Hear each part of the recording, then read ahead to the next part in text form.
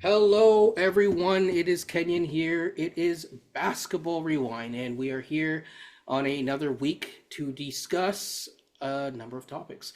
We're going to start off with the Raptors. Then we're going to go to like league-wide news. We're going to talk a little bit of WNBA. But let's get into it. Let's talk Raptors. Like, comment, and subscribe, people, on your way in. Also, check out, Coach Roach as well as Beyond the Locker Room, who are my co-hosts, of course, most times, 9 times out of 10. So let's get into it. Hey, fellows, let me just say that the Raptors are number 2 in the East, and if I'm not mistaken, they are 10-5 behind the Pistons. The Scottie Barnes draft class is looking great. So if you drafted in that draft, this is why it's nice to draft in draft classes, folks. But if you were in that draft class, you are very happy with how your team is going, even just from a more rudimentary, casual basketball observer. I just want to flip on a game and watch. There's a lot to be happy about from that standpoint.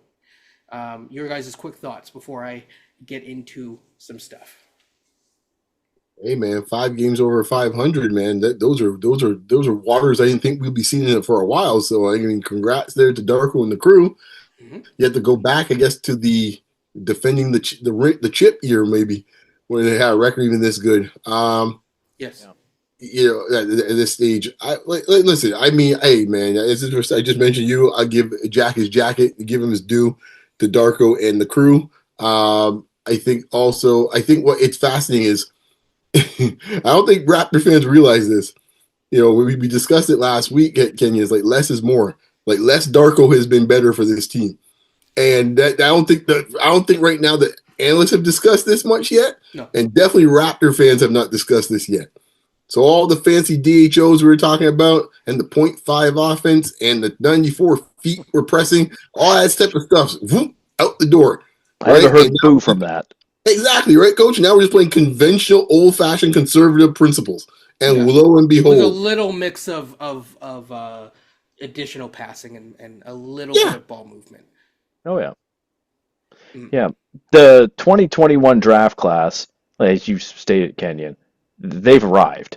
You got Cade number 1 in the East for Detroit. You got Scottie, I think number 2, number 3, wherever we are tied for. We got Evan Mobley winning Defensive Player of the Year last year in Cleveland. I think is back to third or fourth. You got Jalen Johnson, Patrick Ewing theory. Here we go.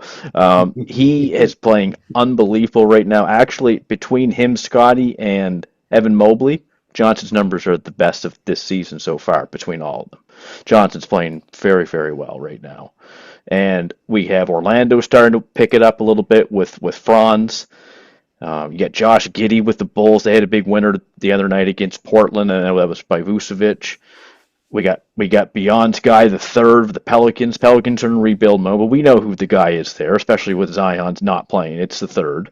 So that draft class is really starting to come into form right now, and it's if you're got one of those guys on your team, you're really liking where you're at.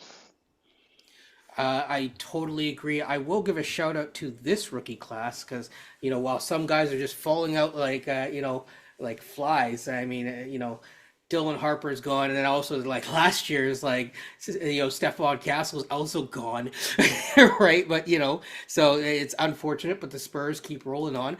I do want to give a shout out to some other guys as well that are seemingly doing well, and that would be from this year's Derek Queen. Coach, salute the Queen, of course. All hail the Queen. We did see a Beyond Swedish says Queen in this country recently, so we won't go into that today. But we um, did. you know, royalty galore is what I will say, and he has come on strong, playing better defense than I thought. He gave Jokic a little bit of the business, and he doesn't have no back now. He doesn't have no back now. I think Dylan Brooks was trying to get into him, and he was just like, I won't say the exact words that he said. It was not kind. It was man, not kind. that's Maryland boy. Yeah, yeah. Well, He's like, who you let's be? remember too, Joe Dumars took a risk on trading this year's pick Hmm. for Derek Queen. And that's basically what he did. So that's you want to hope that works out. Well, yeah, and I think going back to the initial point with Kenyon, that now spells kind of like the potentially the early signs of the Zion era coming to an end. Yeah, there's like they unlike Washington, they have their guy. Now Washington has some guys, some very interesting guys, but they don't have anyone who's really like popping like that where you're like, "Oh man." Like where people say, "Okay, I'm not worried about the future." And that's a nice place to be, even if you, I should say, especially when you are in the bottom rungs of things. Um, Well, so yeah, Joe Dumars took your philosophy you always talked about. yes, yeah, he did. I wouldn't have given up that, but yeah, but Mm-hmm. but he did do it, and it's why I always say it's like if you have the guy, go get the guy. I know people always say it for non prospects, but it's like if you believe, if you think that your scouting is that good, go get the man. You know, there's so many times over the years I've complained about. I don't want to get into a Messiah conversation, but where it's like, oh, Messiah knew about Shea Gilgeous-Alexander. They were gonna go for Shea, and they were gonna go for this guy. They were gonna. It's like, we almost got Giannis. It's like just go get the man. And just be smart about it too. I mean, I talk about the Brandon Ingram trade. One of my main complaints when the trade went down was this. I said, make sure if you are saying publicly that the draft is that good in this year, then don't give up a 26 pick and give up a future first. That would be great. We lost coach. Not sure what happened there, but that's okay. We'll just keep All on right. rolling. Exactly. Keep rolling. So, It's on his man too, man. yeah, Queen. he heard he's got to go get his jersey. Exactly. So we'll just kind of keep it going. Any other I mean, obviously we could talk about all these different like up and coming prospects, but like within especially this year, any rookies this year that you're looking forward to? I think we gotta give the man out there playing for the Bugs, man, some love. I The mean, Bucks? no, the Bugs, man. Charlotte. Oh, Con Knipple, yes. Con Con. Con is yes. He has been incredible this year. We saw him quote unquote up close and in the pseudo flag. The way that I view Con is he is a much better passer. I know that was talked about at Duke, but sometimes the system of a college team amplifies guys or denigrates guys more or less. So you always want to see it at an NBA level. And a lot of the things have translated. He plays his role. So to compare him to Grady, I think he plays his role better than Grady plays his role in terms of I'm coming in and this is my role and I'm not going to expand. I'm not going to start by expanding out. I'm going to do what I need to do and then I'll expand out. And that's one of the things that I've been on Grady about for years. I think he's getting better at it. But it's like you came here as a shooter first. You have other parts to your game. You expand out your game, but everything starts with the translatable NBA skill. Okay, okay. I'm just gonna play a little devil's advocate for Grady Go for because I it. watched Grady in college, and kind of like Grady was used in like a secondary role where he wasn't like the focal point. If you Mm-hmm. watch Con, obviously Cooper was the focal point, but they'll run plenty of times with him at point guard and run him with the ball in his hands. Like Con got a lot of opportunities to be like that on days when Flag wasn't playing or Flag was in foul trouble. Yeah, So that's something that Grady never had in Kansas quite the same way. He was always kind of like off ball doing the motion stuff and things of that nature. And I wish in some ways they force fed him a little bit more. Not so much in year one. I don't think he's ready for that. But last year, that was the I year in agree my with mind that. where they should have force fed him a little bit to get the instincts that you're talking about. Before Because he got I don't hurt, think, yeah. yeah, because I don't think it's natural for him as a player. And sometimes No. you got to force some guys to be like that a little bit. And they Yes. never did that. And now we're in a position now where I'm not sure if he's ever going to have the opportunity to do that, at least on this squad. While Con is getting the opportunity to do his thing when he was in Duke, so he can kind of now play off it a little bit now when he's got more of a ball handler because he's used to doing that. But if he has to flip that switch, he ain't got no problem doing so. Yeah, but there's certain skill. I guess their translatable skills are different, but Khan plays within himself a little bit more than Grady tries to stretch himself. That's a good thing. I want a player to try things, but there's some times where it's like he's driving into traffic a little bit too much, and then because he's lacking the leather in his hands, he doesn't necessarily get the chance to build that rhythm, and then you see it with bad secondary reads and stuff like that. So I think it's a bit of a synergy. I think, but as I said, he's getting better at it, and I agree that last year they should have. Coach, I'm going to tap you in. Any thoughts? We're just talking about Con, and then we'll kind of go from there into some Raptor stuff. Well, Khan's probably going to get even more touches if this is true about LaMelo Ball wanting out. I just don't see how that's going to work in Charlotte. So Khan is in a good spot right now for him to build out his offense. I liked how you put the comparison of Grady on there. Grady had the chance last year, the first 25 games, and I thought Grady did pretty well when he was able to showcase. But once all the guys came back, didn't work well. Now he's doing okay to start the year. You're coming in off the bench. He's not getting the minutes. It's a little tough. But I think Khan is in a really good spot. Khan can really shoot the basketball. He's good. Like he's going to be a great supplementary piece to a couple of guys someday. He's never going to be the number one option. He's never going to be number two option. Sorry, people. Get a chance to be number three? Maybe. Probably number four.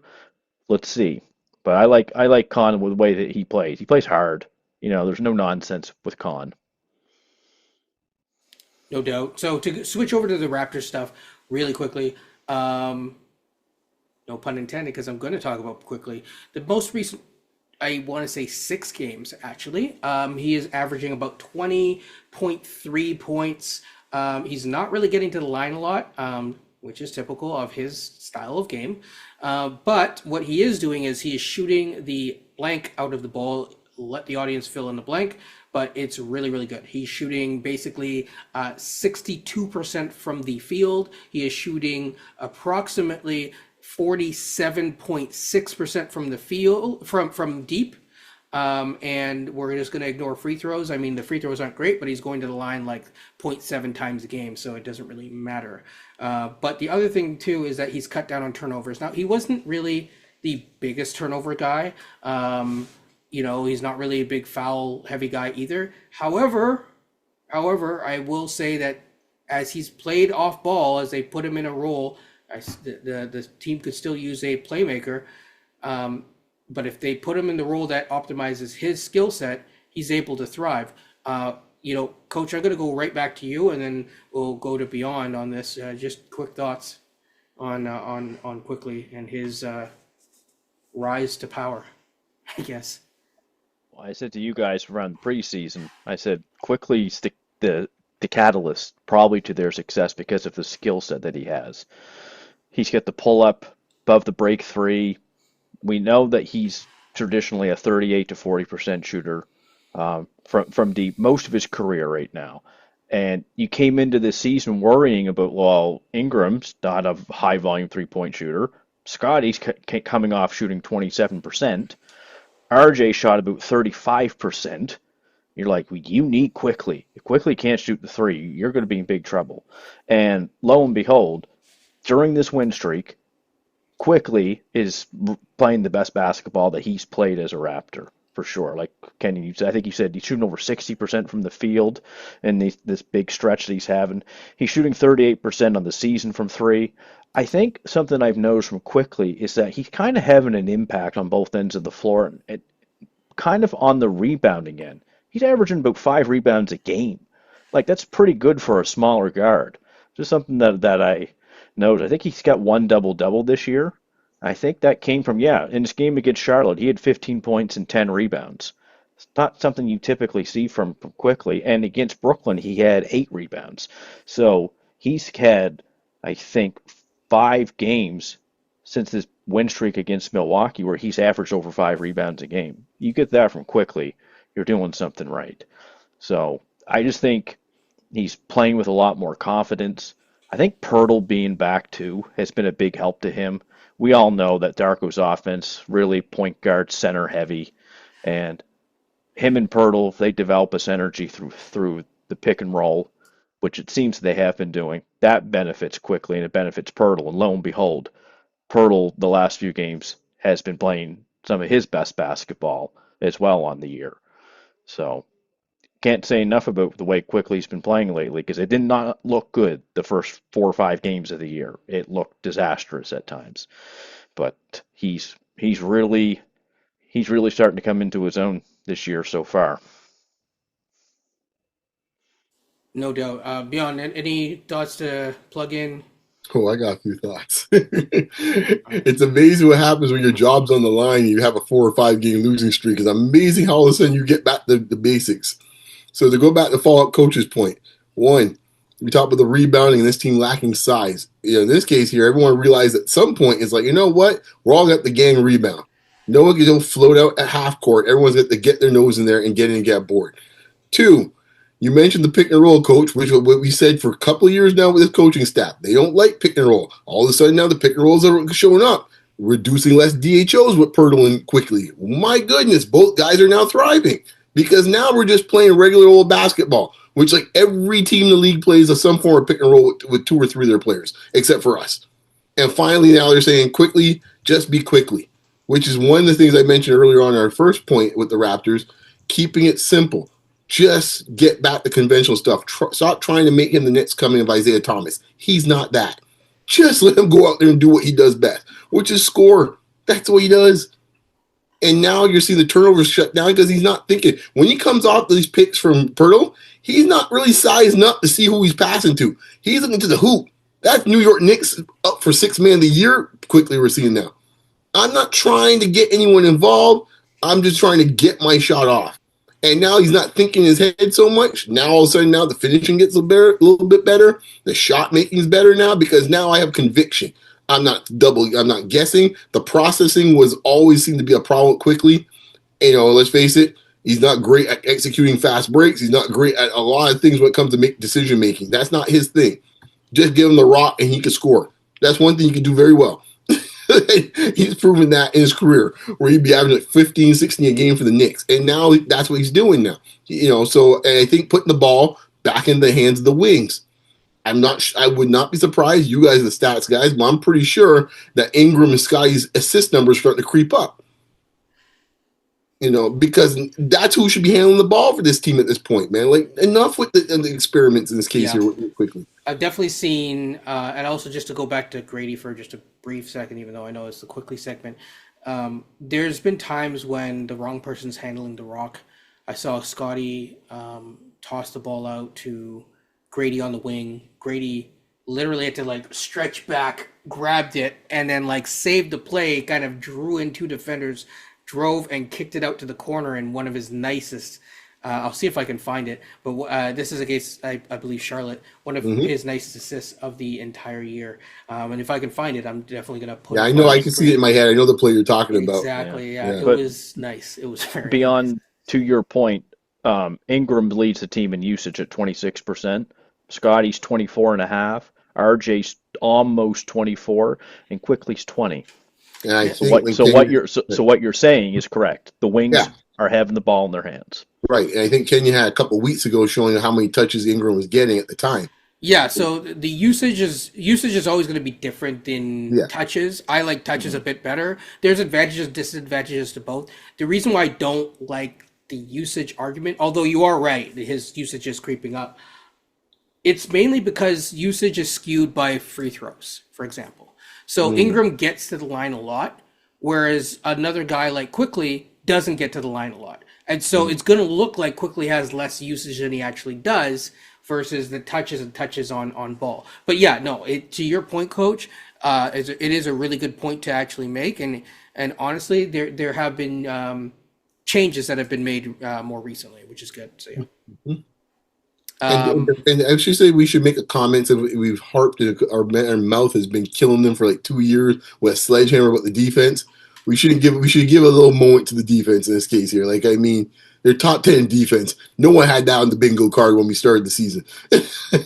How long it will last? It was interesting. Because, hey, your boy Beyond said so. I said it on my own show. I said it here. And my man Chris Mannix just posted it today on Sports Illustrated. I posted it on there right now on my thread when he's talking to Rachel Nichols.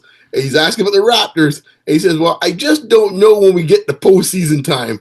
When we got a below-average defender in Ingram, a below-average defender in Quickley, a below-average defender in Barrett. He said Pirtle's all right. The only above-average defender is Scottie out there. I don't know how that's going to look in postseason time. Just keep that in mind, folks. Keep that in mind. While we're all ready to have the ticker tape parade on University, just keep that in mind. Mannix is like, I said, Mannix. I was sitting there going, like, that's an interesting question. Mannix is true. No, Yeah. I think he's Well, correct on that. You guys know the playoffs get very physical. The refs don't call a whole lot. And mhm. it's half court. We got a long ways to go before then, so we'll see what happens between now and then.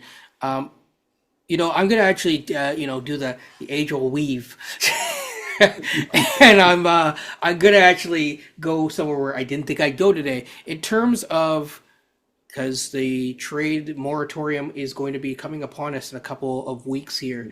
Um, do you see the Raptors making a trade to get better? Now, I'll bring up the LaMelo thing first, just because that was the most obvious thing. We hear he might have be open to the idea of a trade, and then from his camp, that is a made up thing. Who knows? Yeah, just curious your thoughts, not just on him, but if there is, you know, you don't have to say the name, but after talking about him, but what is the general type of move that you'd like to see? It's funny because that also was in the Sports Illustrated video because they're Oh, asking the buyers, sellers, I have and not seen this video, folks. So well, they were talking. It's do only not for a few minutes, judge. but Sorry, it's Sports interesting Illustrated. because they kind of went the philosophy of like old school Raptors was like go big, go home, Masai, right? That was his Mm, thing, right? Which we all discussed before. He goes now Bobby in this case here might be different, but he is part of the same fold. So we don't know yet what the philosophy is, which we've discussed before. What Bobby's philosophy is yet. This is gonna be fascinating. Does he tinker around the edges or does he kind of go big swing?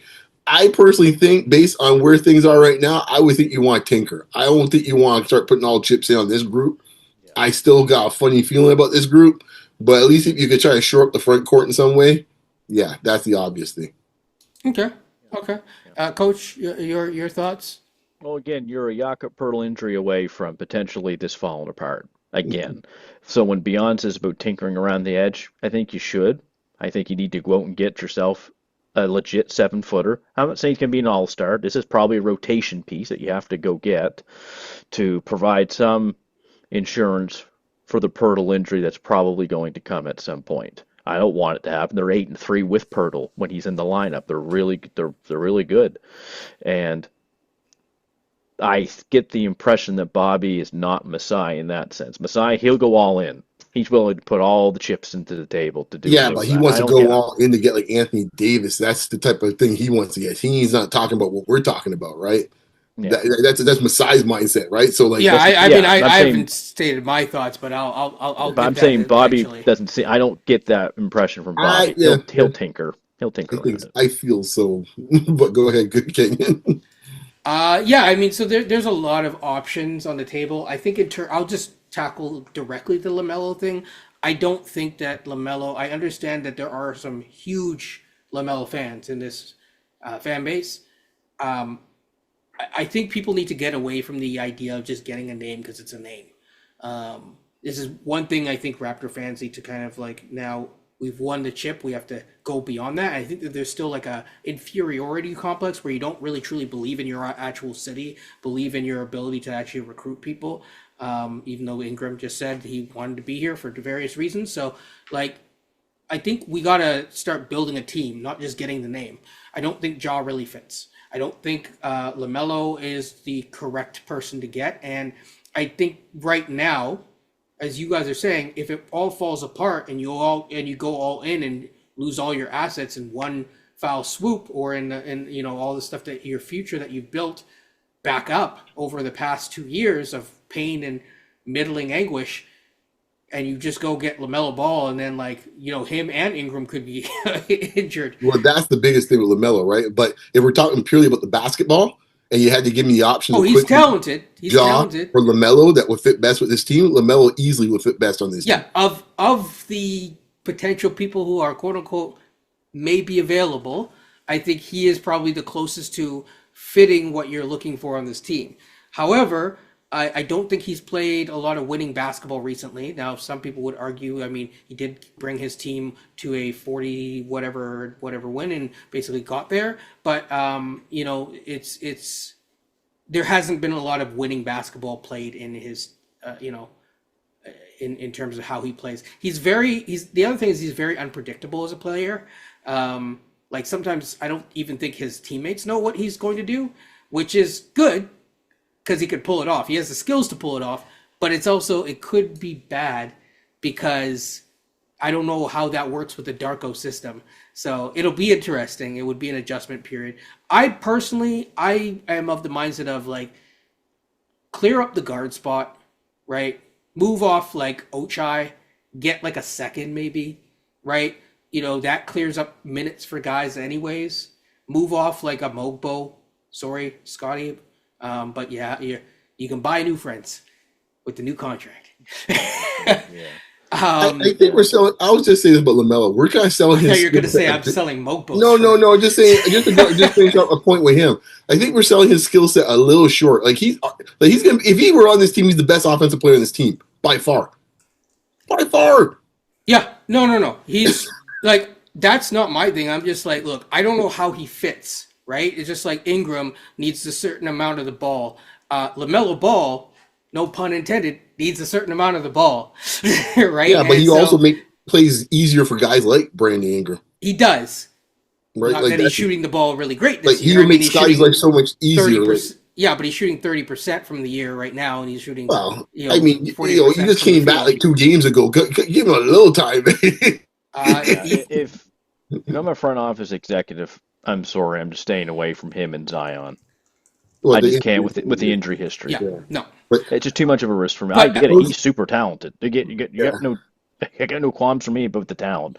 But there's just some guys who are perennially hurt all the time, and we already got the risk of Ingram right now. He's playing great, but again, he's a rolled ankle away from being out a month. I hear you. I guess all I'm looking at is like. I just want to say one other thing. I think in terms of what I lean towards what you want, like the getting a 7-footer or getting like, you could even do that with an Ochai deal or whatever. I also wouldn't be opposed to, say, if it was a Jacoby, I wouldn't be opposed to moving him for the right center. Now, to me, the right center is not necessarily getting like a guy like Gafford. It's getting a guy like, say, someone in the past 2 drafts that you actually are going to play. So I'll give you an example of someone that you guys would like. Malawach. Malawach isn't playing right now. He's not playing. He's buried in their center rotation behind Mark Williams and like 2 other guys. So if there was a deal that was available, that would be interesting to me because that shores it's a rookie scale deal.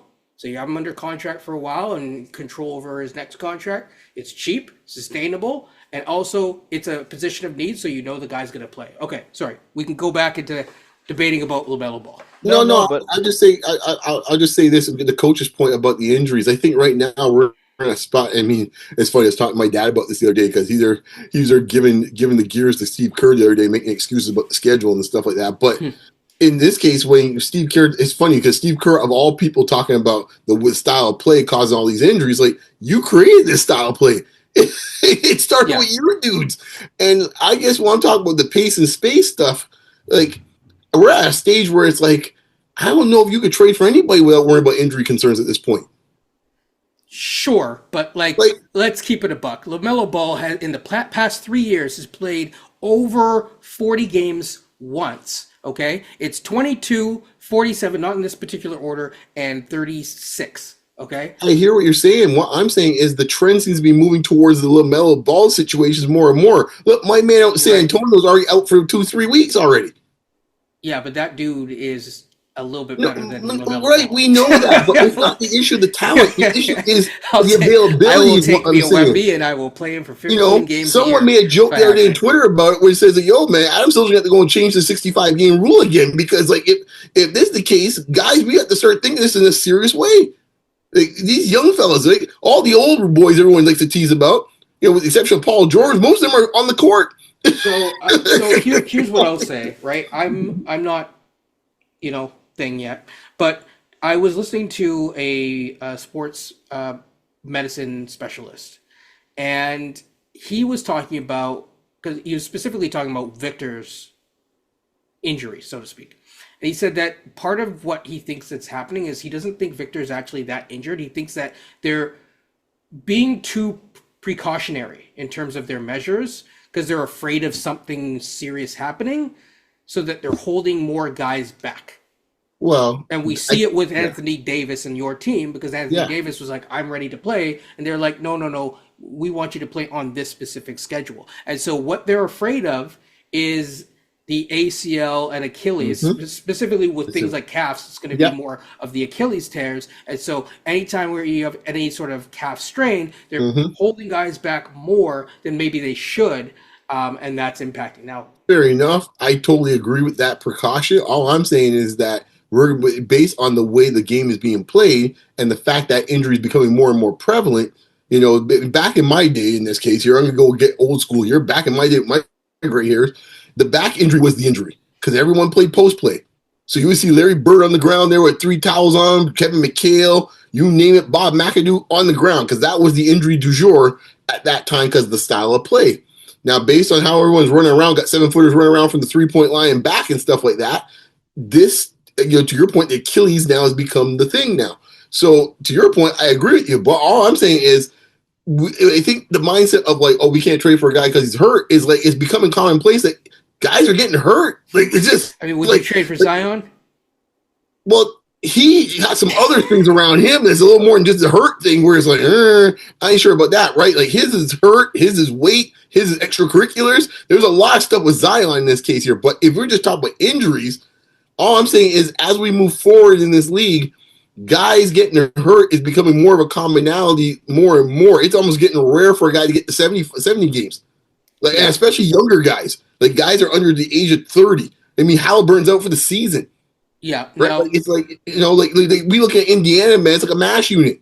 what I will say is, I'm just looking at LaMelo's stuff right now. I'm going to compare it to other guys' names who have come up recently. Compared to a Lauri Markkanen, I'd rather have LaMelo Ball from a financial side of things, just pure finance people, because he's not making $48 million right now, right? He's basically, I think, making 20% of the cap, so he's making $37 million. He's making less than Scottie. Yeah, you would have to part with Quickley for one, and then you'd have to part with Ochai. Probably you would. That would Coach, give say you, that again. Exactly. Yeah. Where do I sign, sir? Well, I'm not dumping the farm for LaMelo. That's not the farm, man. That's barely even a barnyard stool at this point, man. What the farm? What are we talking about here, Coach? Like, you're telling me it's Quickley and Ochai and some junk to throw in there? You probably have to throw in a pick or two, first round picks. I'm passing on the first round picks. I think so. In terms of this type of a framework of a deal, if you were to make it, okay, I'm not saying I prefer them to focus on not doing it, but if they are going to do it, you brought it up. You hold. I did bring it up. You hold back your 2026 pick. Yes. Right, and you say, okay, fine. This is the draft. It's supposed to be the good draft. It's supposed to be the deep draft, and then during the draft, you can kind of trade your pick and maybe a former pick. Maybe it's, let's say, Grady, right, at the draft, and your pick, and if that gets you into your guy at the draft, great. Or if your guy's there, even better. But I short of that, I think future picks, as long as you're not giving like 3-4 picks or something crazy like that, I don't see that big of an issue with it. But it can't be this year. I agree with that wholeheartedly. Yeah. Go ahead, Coach. I'm just thinking Charlotte would want this year's pick if they're going to give up LaMelo. But I would ask for that if I was them. Yeah. That's where negotiation happens, right? Yeah, exactly. Because like from Charlotte's perspective, do they really want this year's pick? Because they already got a top 5 pick in this case that's sitting on the bench right now. It's hurt. By the way, add him to the list. Everyone forgets about him. They got Khan this year, another top 5 pick. I think Miller just came back actually, but yeah. Yeah, right. And then you throw in this case here, eventually, they're gonna probably try to throw in Bridges probably somehow to get rid of him somewhere. Yep, but because they want Salon to kind of take over that power. Exactly. If there's another guy, another top 10 pick. So they don't need. They just drafted 3 centers, I think. Right. And Brenner, right? They don't need So it more was young him and guys then at this two point. in the second Yeah, round. I can't remember the they don't names. want more young guys. So I don't think I don't think there will be as much to try to get a pick this year because they think they got their franchise guy already in some ways. They might think Miller and guys are good enough and we fill in the blank, and we move on. Because I think in some ways they were already hinted at the draft with LaMelo.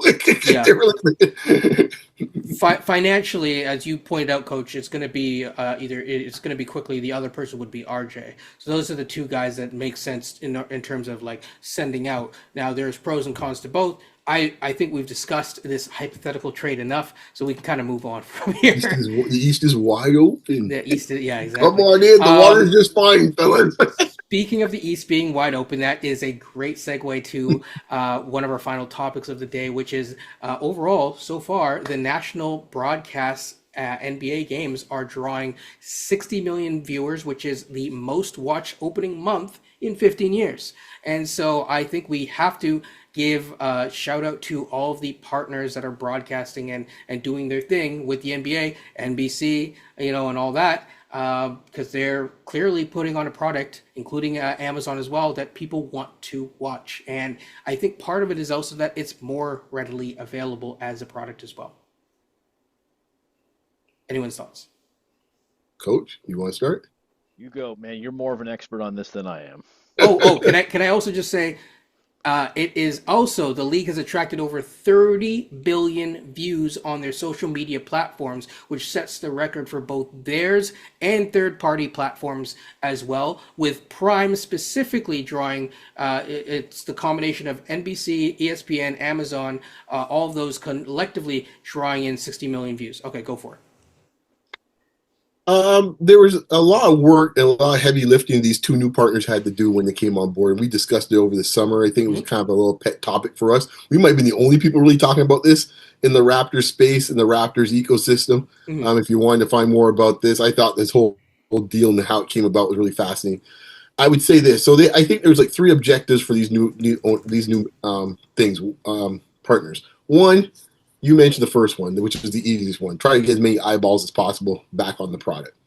And the fact that it's back on rabbit ears was fantastic. The moment I heard NBC was involved, I was like, okay, we're good to go. Because now I'm off of a dead medium like cable, bye-bye TNT, where no disrespect, but having Rosoli Isles as my lead-in for the Raptor for the basketball games, that ain't cutting it. All right, sure it's a fine show, Rosoli Isles, but that ain't gonna really be the lead-in you want.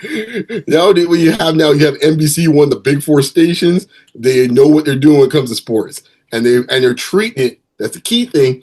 They're treating it like it's like the second biggest property in North America, not like some like XFL thing or something like that. No respect to XFL, but like where it's like, oh, we're just gonna kind of throw some. Hey, be honest with you, XFL when it was kind of out the first time, they had some serious stuff going on there, man. Like from a production standpoint, better than some of the stuff I saw at TNT and ESPN the last few years. To be honest with you, so my disrespect. Sorry for disrespect, XFL. You did a hell of a job back there. I hate him or whoever his name is. Like, good job. But the thing is like they are actually setting up where it's like, all right, we are going to put it out here, have a big time opening with our big time broadcasting stars, and we're going to lead into it like it's an event. So that's the same thing. Amazon's done the same as well too. Second thing, in this case here, repair the relationship and the discourse. I think they are moving.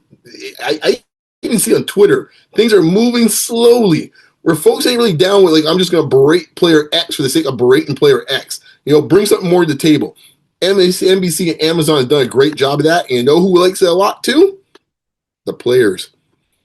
The Joker was on there about a couple weeks ago. The Amazon show, by the way, if you can get a chance of watching Amazon show on Friday nights, it's a great, if you're a Hoops fan, you sit back, your popcorn and stuff like that, the post-game show, it's a fun to watch. The Joker was on there because they had the game at Denver. He's talking to them. I saw the clip there where he's talking about, hey, man, this was fun, you don't get much of the Joker. And for the Joker to say that is almost like pretty much like, a Gettysburg speech. So, that's a lot. That says a lot in this case for the Joker. Last week, Curry came on after that fantastic game at San Antonio. He said, yo, man, I love what you guys are doing, man. This was, pretty much saying this. I love the atmosphere, the vibes. Guys are liking what they're seeing from both those networks. You work with the players, their partners. What a shock. And my last point is that it's forced ESPN/ABC to step their game up. which has been a fascinating discussion to watch here in this case. I'll make 2 examples. One happened a couple of weeks ago when Reeves was pretty much holding down the show for the Lakers and he's putting up these huge names. I watched the game they had with Minnesota where he hit the winning basket and put 51 on Minnesota. They come to the guys on inside the NBA and the guys are talking about it and they go with their thing, blah, blah, this, that. Next thing they get to Kenny and Kenny says, hey, man, it's like kind of he's having his Jeremy Lin moment. I'm like, pardon? The fellas, though, which surprised me because usually those two would jump on it and start making jokes and they'll start rolling there and have a whole heap of jokes on that. Shaq and Bartley said, whoa, man, this dude ain't no Jeremy Lin. This dude's like a serious player. Guy played for Team USA. Like, he ain't no scrub, right? No disrespect to Jeremy Lin, but like that's essentially what they're saying. And it said to me, it's like, okay, they got rabbit ears too. They're hearing what people are saying too. They push back a little bit on Kenny. It's ironic it's Kenny because I don't think Kenny's as egregious as the other two when it comes to this stuff. But unfortunately, he put his foot into it that time. The other part was Legler being on the broadcast and all these new things. You see, they're doing the thing with Coach Malone with the VR stuff. Yeah, they're feeling the heat now, and it's good now because now is iron sharpens iron. Great to see. I continue to hope that this happens. I look forward to the All-Star game coverage on NBC. I will also say one thing out. It's going to be broken news by the time we get there, because we're filming at a time when a game's about to start. However, at the time of filming this, this is so that people can look back and see what happens. The Raptors might clinch the cup tonight, as of the filming of this. They're at least their group. And the Indiana Pacers could be eliminated tonight. Now, both things need to happen. Raptors need to win, and Indiana has to lose. Well, based on who they're playing, I think that's quite possible. Hoist the trophy tonight, or we just move on? No. We move on to now the play. We go into Vegas. We go to Vegas, baby. Get the chips ready. We're going to Vegas, coach. Well, they can't get Canadians there, so I guess it's the Raptors' next best thing. So it's the best facsimile they got right now. So here we go. Good for them. Well, the blackjack tables will be pretty open, so they'll be okay in that front. Oh man, that's true. There's not gonna be any goggles. But it's been fun to watch. Yeah, exactly. Goggles. Yeah. It's been so cheesy. Yeah. I saw this one where the person put on it was like night vision goggles. They said Chauncey Billups. Oh man. I'm surprised no one did that. It had like this huge, almost like data from after Halloween or before Halloween. Did what? Did that news come out before Halloween or after Halloween? I think it came out after Halloween. Okay, because that one, man, I'm surprised. Yeah, because dudes would have definitely had a Halloween costume with that. No. Yeah, man, but it's great to see the coverage. I'm thoroughly enjoying it. The games have been fantastic, man. Fantastic. I've thoroughly enjoyed I haven't enjoyed basketball this much in a long time, man. Just overall, man. I mean, there's been some fantastic games to watch, man. Now, this is a longer one. We'll keep this final thing real short, but I'll probably cover it in a short, so people stay tuned for that. But our final topic is really quick, and just talking about the updates for the looming CBA negotiations. We see a lot of negotiations, both politically and otherwise, in the news, and the CBA for the WNBA is no different. And so what we are seeing is they're trying to come correct. I think, in terms of they're setting the league minimum salary would be $220,000, and there would be an average salary of just under $500,000 USD, of course, with the new maximum salary being $1.1 million. Now, I know, Beyond, you're going to say it's never enough, but this is a significant increase. So I will say that we'll see where things go. The Players Union has agreed to extend negotiations till the 30th of November. So real quick thoughts, Beyond. You need more people, to quote Jay-Z. Sorry, 1.1. You know what? I posted something the other day. I'll just say this. Go look it up, folks. Project B. And I think that's what's stirring a lot of this right now and getting people a little bit nervous. I'll look that up myself because I I'll have just no idea what you're I'll just talking give about. the Cole's notes. It's a European league in this case. It's pretty much almost like a touring league across all the major cities in Europe, and it's right now picking off like buzzards right now, picking off star players from the WNBA. It starts in November, but already, and the thing is, they offer in this case here equity in the teams. They offer more money. They offer more health. You are not out there as the only game in town, WNBA, and you better be careful. And now you see all of a sudden mysteriously offers come from nowhere. Interesting. As Jewel Loyd just signed with them just 2 days ago. Fascinating. So I will just say this real quick.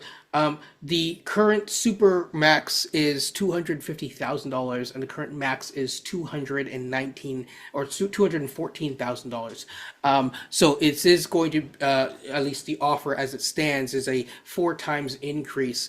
At the same time, I'm seeing something like they went from I think somewhere between. Sorry, I'm trying to get the number here.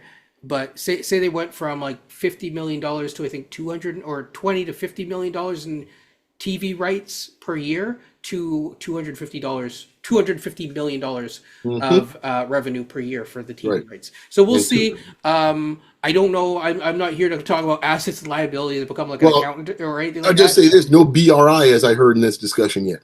Yeah, so I think that will come. Like, say that is the thing, but you have a bigger BRI, basketball-related income or revenue, where you're making money off of the like 2K or anytime a jersey's sold or whatever. That's where things get interesting, especially when it comes to the gambling money. Maybe it'll keep some people from gambling as well. And so I think there's other ways to make up the difference. But I think this is a step in the right direction, although this is probably the early stages of the conversation. They're going to slap logos on Angel Reese's lingerie next time and she's walking out for the Victoria's Secret. That's right. Make up the right BRI. There. Boy, based on what I saw there, boy, I don't think I can cut it, boy. That ain't a fabric, boy. Yeah. Fair enough.